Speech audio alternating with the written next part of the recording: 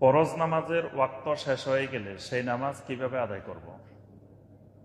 ওয়াক্ত যদি শেষ হয়ে যায় তো যখনই আমার সুযোগ হবে তখনই আদায় করে ফেলতে হবে, অপেক্ষা করা যাবে না যে ঠিক আছে জোহরের নামাজ ওয়াক্ত চলে গেছে আসরের জামাতের সাথে গিয়ে পড়বো, ওই পর্যন্ত বসে থাকা যাবে না।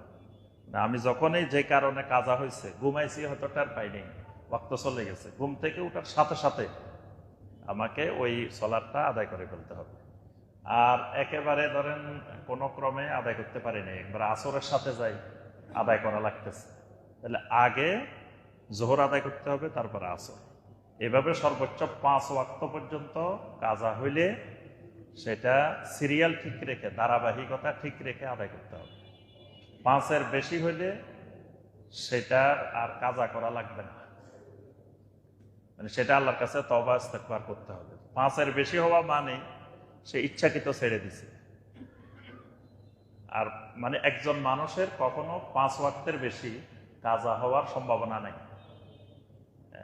তো এই হিসাবে যদি 5-এর বেশি কাজা হয়, বুঝতে হবে যে লোকটা ইচ্ছাকৃতভাবে ছেড়ে দিছে, এটা কাজা হওয়ার কোনো কারণ ছিল না।